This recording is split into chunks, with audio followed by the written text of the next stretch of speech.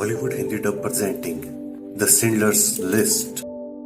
Movie को explain करने से पहले मैं आप लोगों से विनती करता हूँ कि मेरे चैनल को सब्सक्राइब करें ताकि आपको नोटिफिकेशन मिलता रहे और मुझे मोटिवेशन। साल 1983 में बनी यह फिल्म स्टीवन स्पिलबर्ग की सबसे उम्दा फिल्मों में से एक है। यह मूवी नाजी सेना द्वारा ज्यूस लोगों पे हुए घनघोर अत्याचार को बयां करती है। मूवी में मुख्य किरदार निभाया गया है लियाम नेसन, राल्फ फिन्स और बेन किंग्सले ने। यह मूवी एक ऐसे जर्मन नाजी बिजनेसमैन की जिंदगी पे बनी है जिसका मकसद कम समय में खूब सारा पैसा बनाना था, लेकिन कब यह मकसद लाचार लोगों की जिंदगी बचाने का उद्देश्य बन जाता है, यह हमें इस मूवी में दिखाया गया है। यह साल था 1939 का, जब हिटलर की नाजी सेना ने पोलैंड को हराकर उस पर कब्जा कर लिया था। पोलैंड का ही एक छोटा शहर होता है क्रैको, जिधर ज्यूस लोग भारी मात्रा में पलायन कर रहे थे। दरअसल ये सभी पॉलिश यहूदी होते हैं जिन्हें छोटे शहरों की तरफ पलायन करने की सख्त हिदायत दी थी। तभी हमें दिखाया जाता है एक इंसान को जिसका नाम होता है शिंडलर। दरअसल यह इंसान एक बिजनेसमैन होता है जो क्रैको शहर में आकर बर्तन बनाने का कारखाना खोलना चाहता है, जिसके लिए उसे सस्ते मजदूर चाहिए और उसे यह भी मालूम है कि यहूदी लोगों से सस्ते मजदूर उसे इस शहर के अलावा और कहीं नहीं मिलेंगे। वह यहाँ एक आदमी को खोजता है जिसका नाम होता है स्टर्न। स्टर्न एक बहुत ही काबिल यहूदी अकाउंटेंट होता है जिसको बर्तन बनाने के कारखानों की बहुत अच्छी समझ होती है।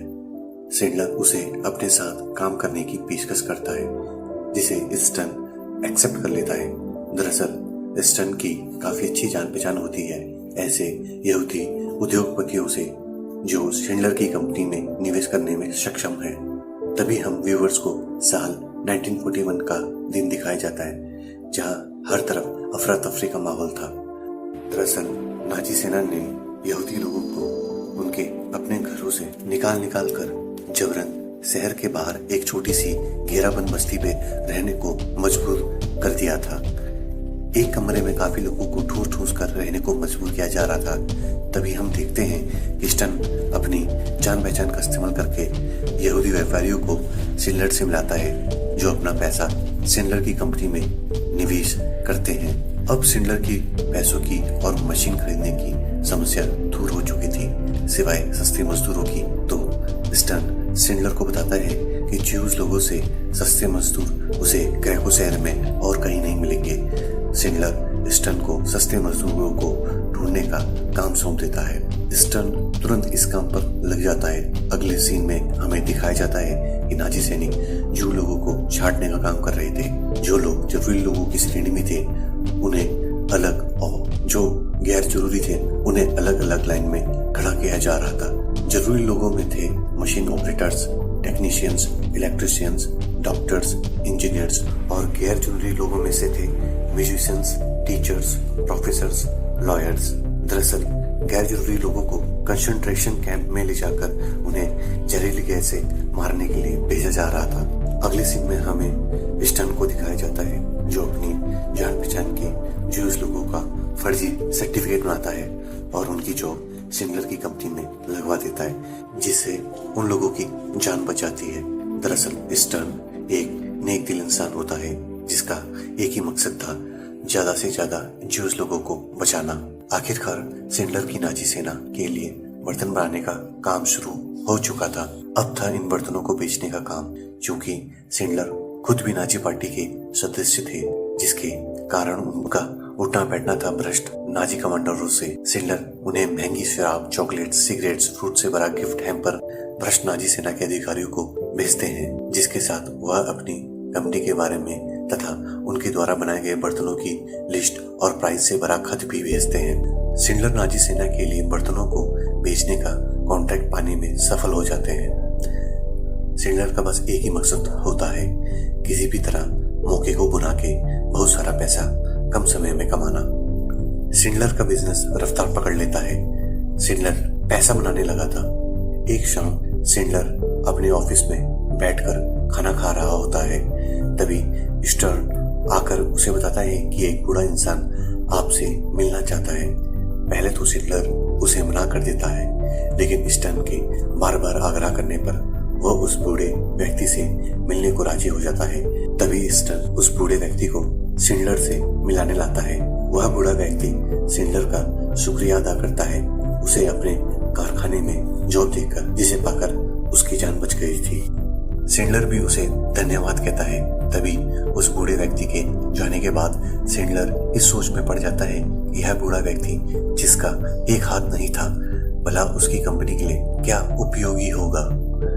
दरअसल सिंडलर इस कश्मकश में था कि एक तरफ उस बूढ़े व्यक्ति को काम पर रखना मूर्खता थी, पर उसे इस बात की भी खुशी थी कि उसे जॉब देकर उस बूढ़े व्यक्ति की जान जाने से बच गई थी।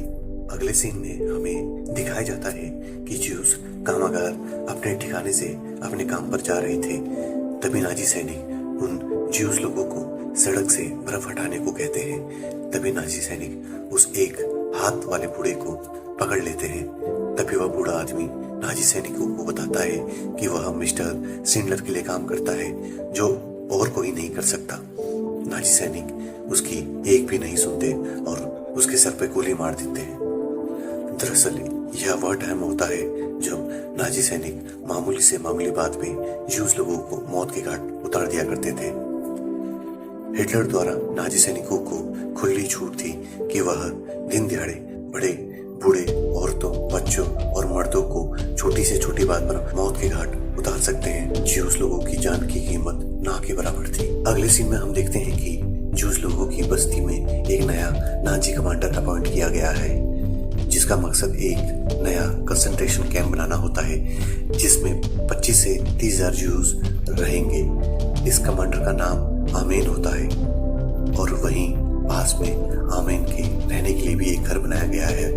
इस घर में काम करने के लिए उसी कंसंट्रेशन कैंप से एक ज्यू लड़की को काम पर रखा जाता है, जिसका नाम हेलेन होता है। तभी बगल में कंसंट्रेशन कैंप के कंस्ट्रक्शन का काम चल रहा होता है। तभी एक ज्यू लड़की जो कि एक सिविल इंजीनियर होती है, वह आमेन को बताती है कि इस कैंप की फाउंडेशन मजबूत नहीं है, इसे तोड़कर दोबारा बनाना पड़ेगा। आमेन उसकी बात गौर से सुनता है और अपने सैनिकों को उस लड़की के सर पर गोली मार देने का ऑर्डर देता है, क्योंकि आमेन ज्यूस लोगों को अपनी बात रखने का कोई हक नहीं देना चाहता था। उस लड़की को गोली मरवाने के बाद आमेन अपने असिस्टेंट को कहता है कि जैसा उस लड़की ने कहा था बिल्कुल वैसा करो, फाउंडेशन को तोड़कर दोबारा कैंप बनाओ। तभी हम व्यूअर्स को दिखाया जाता है मार्च 13, 1943 का भयानक दिन, जिस दिन उन सभी गैर जरूरी कामगारों को दिन दिहाड़े लाइन पे खड़ा करके गोली मारी जा रही थी। इनमें बच्चे, बूढ़े, औरतें और मर्द होते हैं। यह भयानक मंजर सिंडलर दूर पहाड़ी से देख रहा होता है, पर वह बेबस था कुछ न कर पाने को। जिन लोगों के पास जरूरी कामगार का सर्टिफिकेट था, उन लोगों को ट्रक में लाद लाद कर कंसंट्रेशन कैंप में गुलामीगिरी करने के लिए ले जाया जा रहा था। अब हमें दिखाया जाता है कि जिन कामगारों को कंसंट्रेशन कैंप ले जाया गया था, उन कामगारों में सिंडलर के भी कामगार थे, जिससे सिंडलर का व्यापार ठप पड़ जाता है। इन सभी कामगारों को नाजी कमांडर आमीन के बनाए कंसंट्रेशन कैंप पे ले जाया गया था, जिधर आमीन अपनी बालकनी से खड़े होकर किसी भी बीमार दिखने वाले ज्यू इंसान को गोली से उड़ा देता था। वह इतना निर्दयी था कि वह ज्यू लोगों को इंसान नहीं बल्कि जानवर समझता था और मामूली से मामूली बात पे अपनी बालकनी पे खड़ा होकर रोज किसी न किसी को अपने मजे के लिए गोली से उड़ा देता था। अगले सीन में हम देखते हैं कि कमांडर आमीन एक मेटल फैक्ट्री में एक मजदूर को मारने आता है। यह फैक्ट्री कमांडर आमीन के अंडर में होती है। दरअसल उस मजदूर ने सुबह से सिर्फ 18 कब्जे बनाए थे दरवाजों के, जबकि उसे 1800 कब्जे बनाने थे एक दिन में। उस वर्कर से आमीन यह भी नहीं पूछता कि इतने कम कब्जे क्यों बनाए गए। दरअसल इस मजदूर को उस दिन कोई दूसरा काम सौंप दिया जाता है, जिसके कारण वह अपना काम नहीं कर पाता, जिसके कारण उसे आमीन मारने आता है। लेकिन ऐन वक्त में आमीन की गन खराब हो जाती है और उस वर्कर की जान बच जाती है। अगले सीन में हम देखते हैं कि सिंडलर कमांडर आमीन से मिलने आता है महंगे तोहफे लेकर। तब वह स्टन से भी मिलता है। तब स्टन मिस्टर सिंडलर से उस वर्कर को उनकी फैक्ट्री में जॉब पे रखने को कहता है, जिसे कमांडर आमीन मारने वाला था। और अगले सीन में हम देखते हैं कि वह व्यक्ति सिंडलर की फैक्ट्री में होता है। फिर अगले सीन में हम व्यूअर्स को दिखाया जाता है कि कमांडर आमीन एक मुर्गी को चुराने के कारण एक जीव इंसान को मौत के घाट उतार देता है। वहीं पास में एक छोटा सा लड़का होता है जो कमांडर आमीन को कहता है कि इसी मरे इंसान ने मुर्गी चुराई थी। दरअसल आमीन के सामने किसी की भी हिम्मत नहीं होती जुबान खोलने की। और अगर वो बच्चा आगे बढ़कर झूठ ना बोलता तो आमीन उन सभी को मौत के घाट उतार देता। उस बच्चे ने काफी लोगों की जान बचा ली थी एक झूठ से। इस बच्चे की सिफारिश सिंडलर से करता है। तभी अगले सीन में हम देखते हैं वह बच्चा सिंडलर की फैक्ट्री में होता है। तभी अगले सीन में एक जीव लड़की सिंडलर से मिलने आती है, जिसके माता पिता को कंसंट्रेशन कैंप में नाजी सैनिकों ने डाल दिया था। वह लड़की सिंडलर से विनती करती है कि उसके माँ बाप को उसकी फैक्ट्री में काम दिलाकर उनकी जान बचाए। यह सुनते ही सिंडलर उसे वहां से भगा देता है। तभी वो गुस्से से स्टन के पास आता है और उसे कहता है कि अगर ऐसी ही अफवाह नाजी कमांडर्स को पता चले कि सिंडलर की फैक्ट्री ना होकर ज्यूस लोगों का आशियाना है तो यह बहुत ही घातक होगा उन लोगों और सिंडलर की कंपनी के लिए। लेकिन तभी अगले सीन में हम देखते हैं कि मिस्टर सिंडलर उस लड़की के बूढ़े माँ बाप को अपनी फैक्ट्री में काम पर रख लेता है, जिसे देखकर वह लड़की मन ही मन सिंडलर का दिल से शुक्रिया अदा करती है। अगले सीन में हम देखते हैं कि मिस्टर सिंडलर का जन्मदिन है। उन्हें एक ज्यूस बच्ची और लड़की जो सिंडलर की फैक्ट्री में काम करते हैं अपने हाथों से बना केक लेकर आते हैं। यह देखकर सिंडलर उन दोनों के गाल में चुंबन देता है। यह देखकर सभी जर्मन नाजी अधिकारी और उनकी औरतें शॉक्ड हो जाती हैं। दरअसल यह वह टाइम होता है जब ज्यूस लोगों के साथ किसी भी तरह का संबंध बनाना जर्मन लोगों के लिए एक बहुत बड़ा अपराध था। अगले सीन में हम देखते हैं कि कंसंट्रेशन कैंप से सभी बच्चों को उनकी माओं से अलग कर दिया गया है, लेकिन कुछ बच्चे भागकर छुप जाते हैं। उन बच्चों को जिधर जगह मिलती है वे वहां छिप जाते हैं, यहाँ तक कि हिटलर के अंदर भी। अगले सीन में नाजी सैनिक औरतों, मर्दों और बूढ़ों को एक ट्रेन में जानवरों की तरह ठूस कर मारने के लिए गैस चेंबर ले जा रहे थे। ट्रेन निकलने से पहले सिंडलर आ पहुंचते हैं। इतनी गर्मी में उन लोगों की यह हालत देखकर सिंडलर एक पानी के बड़े पाइप से पानी की बौछार करते हैं, जिसे देखकर आमेन को बिल्कुल अच्छा नहीं लगता। उसे तो यूज लोगों को मारने और तड़पाने में मजा आता था। अगले सीन में हम देखते हैं कि सिंडलर को नाजी सैनिक पकड़ लेते हैं। दरअसल उन्हें यूज बच्चों को अपनी बर्थडे पार्टी में चुम्बन देने के लिए पकड़ा गया था, लेकिन उनकी भ्रष्ट नाजी अधिकारियों से बहुत अच्छी जान पहचान थी, इसीलिए उन्हें जल्दी छोड़ भी दिया जाता है। अगले सीन में सिंडलर देखते हैं कि शहर भर की हवा में राख और काला धुआं उठ रहा है, तो सिंडलर यह पता लगाने जाते हैं तो उन्हें पता चलता है कि कमांडर आमीन को यह ऑर्डर्स मिले हैं कि शहर भर में जितने भी ज्यूस लोगों को मारा गया है उनकी बॉडी को ढूंढ कर जलानी है। कुल 10,000 लोगों की बॉडी को कमांडर आमीन द्वारा जलाया गया था। साथ ही उसे यह भी ऑर्डर्स मिले थे कि बाकी बचे सभी ज्यूस लोगों को मारकर उनकी बॉडी जला दी जाए। उसके बाद दूसरे शहर जाके एक और ऐसा ही कंसंट्रेशन कैंप बनाना है। अगले सीन में हम देखते हैं सिंडलर स्टन के साथ एक आखिरी ड्रिंक लेते हैं और बहुत इमोशनल हो जाते हैं। दरअसल स्टन को भी मारकर जला दिया जाना था। उस रात सिंडलर सो नहीं पाते। उनका लगाव स्टन के साथ साथ अपने और दूसरे ज्यूस लोगों के साथ भी बढ़ गया था। वो डिसाइड करते हैं कि वह वापस अपने होम टाउन चेक रिपब्लिक जाएंगे, पर वह अकेले नहीं बल्कि ज्यादा से ज्यादा ज्यूस लोगों को अपने साथ ले जाएंगे, चाहे कुछ भी हो जाए। अगले दिन सिंडलर कमांडर आमीन के पास पहुंचते हैं और आमीन को भारी कीमत देकर 450 ज्यूस लोगों को खरीद लेते हैं। अभी भी उनके पास काफी पैसा बचा था, तो वे दूसरे कंसंट्रेशन कैंप पे जाकर 150 ज्यूस लोगों को और खरीद लेते हैं। सिंडलर के पास अभी भी काफी पैसा बचा था, तो वे स्टन को एक लिस्ट बनाने को कहते हैं जिनमें खरीदे जाने वाले ज्यूस लोगों का नाम होता है।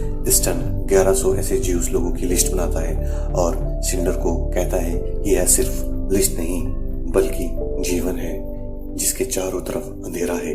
लिस्ट में एक नाम बचा लिया गया था। दरअसल यह नाम कमांडर आमीन की नौकरानी हेलेन के लिए छोड़ दिया गया था। फिर सिंडलर कमांडर आमीन के पास पहुंचते हैं उसकी नौकरानी हेलेन को खरीदने, तो आमीन साफ साफ मना कर देता है उसे बेचने को, लेकिन जैसे तैसे सिंडलर कमांडर आमीन को मना लेते हैं। दरअसल हेलेन को खरीदने के लिए मिस्टर सिंडलर ने अब तक की सबसे भारी कीमत चुकाई थी। आखिरकार ट्रेन से खचाखच भरी लोगों की भीड़ चेक रिपब्लिक सिंडलर के होम टाउन के लिए रवाना हो जाती है। एक ट्रेन में औरतें और बच्चे थे, दूसरी में मर्द और बूढ़े। लंबे सफर के बाद मर्दों से भरी ट्रेन पहुंच जाती है चेकोस्लोवाकिया, लेकिन दूसरी ट्रेन जिसमें औरतें और बच्चे थे वो ट्रेन कहीं और पहुंच जाती है, जिधर ज्यूस लोगों को चैम्बर में ले जाकर जहरीली गैस देकर जला दिया जाना था। जैसे ही सिंडलर को पता चलता है कि उसके मजदूर किसी और क्रूर नाजी कमांडर के पास पहुंच गए हैं, तो वह तुरंत एक बड़े नाजी अधिकारी के पास पहुंच जाते हैं। पहले तो वह नाजी अधिकारी मना कर देता है एक भी मजदूर देने से, पर सिंडलर द्वारा हीरे देने के बाद वह मान जाता है। आखिरकार सिंडलर को उसके मजदूर मिल जाते हैं। वह सभी को अपने होम टाउन ले जाता है, जहाँ सिंडलर ने नया व्यापार शुरू किया था, गोला बारूद बनाने का। उनका यह व्यापार 7 महीने तक चला। एक दिन उन्हें युद्ध सामग्री परिषद से एक खत मिलता है, जिनमें उनका सारा सामान क्वालिटी कंट्रोल में फेल हो गया था लिखा होता है। साथ ही साथ उनका पेमेंट भी गवर्नमेंट ने रोक दिया था। इन 7 महीनों में सिंडलर ने 1 भी रुपये नहीं कमाया था। मिस्टर सिंडलर कंगाल हो गए थे, क्योंकि उन्होंने अपने सारा पैसा उन ज्यूस लोगों को बचाने और संरक्षण देने में खर्च कर दिया था जो उनके यहाँ काम करते थे। फिर वो दिन आता है जब रेडियो में एक संदेश आता है, जिसमें जर्मनी ने सोवियत संघ के आगे घुटने टेक दिए थे और आज ही रात 12 बजे से जंग पूरी तरह से समाप्त हो जाएगी। लेकिन साथ ही साथ सभी ज्यूस लोगों को तुरंत खत्म करने के भी ऑर्डर्स थे। अगले सीन में हम देखते हैं कि मिस्टर सिंडलर अपने सारे मजदूरों को इकट्ठा करके संबोधित कर रहे होते हैं। तभी नाजी सैनिक आ जाते हैं सारे ज्यूस लोगों को मारने। तब मिस्टर सिंडलर उन नाजी सैनिकों को कहते हैं, आज रात 12 बजे के बाद सभी लोग आजाद हो जाएंगे। क्या आप अपने घर एक खूनी हत्यारे बनकर जाना चाहते हैं या फिर एक इंसान बनकर? यह इमोशनल बातें सुनने के बाद सारे नाजी सैनिक बिना किसी को मारे वापस चले जाते हैं। उसके बाद मिस्टर सिंडलर और उनके मजदूर उन सारे ज्यूस लोगों की याद में 3 मिनट का मौन रखते हैं। अगले सीन में हम देखते हैं कि उनका एक मजदूर अपने सोने के दांत तोड़वाकर उनका शुक्रिया अदा करने के लिए उन्हें एक अंगूठी उन्हें भेंट करते हैं। जब यह अंगूठी सभी वर्कर मिस्टर सिंडलर को भेंट कर रहे थे, तब स्टन कहता है, जिसने एक जान बचाई उसने सारी दुनिया को बचा लिया। और सभी वर्कर्स मिलकर उनके लिए खत लिखते हैं। अब मिस्टर सिंडलर का जाने का समय हो गया था। आखिरी समय में वह बहुत भावुक हो जाते हैं और अपने आप को कोसने लगते हैं कि काश मैंने कुछ और पैसा कमा लिया होता, या मैंने अपनी ये कार बेच दी होती तो मैं कुछ और जाने बचा सकता था। तभी स्टन कहता है कि आगे की अगली पीढ़ी आप ही की देन होगी। और आखिर में मिस्टर सिंडलर भावुक होकर सभी से अलविदा लेते हैं। अगली सुबह की किरण एक अच्छा संदेशा लाती है कि सभी ज्यूस लोगों को आजाद कर दिया गया है। वह देश भर में कहीं भी बेरोक टोक जा सकते हैं। तभी स्टन पूछता है कि क्या कोई ज्यूस जिंदा बचा है? तो वह सैनिक कहता है कि शायद ही कोई बचा हो। और इस तरह मिस्टर सिंडलर ने 1200 ज्यूस लोगों को जिंदा बचाया था। आज भी इन ज्यूस लोगों को सिंडलर के ज्यूस कहते हैं।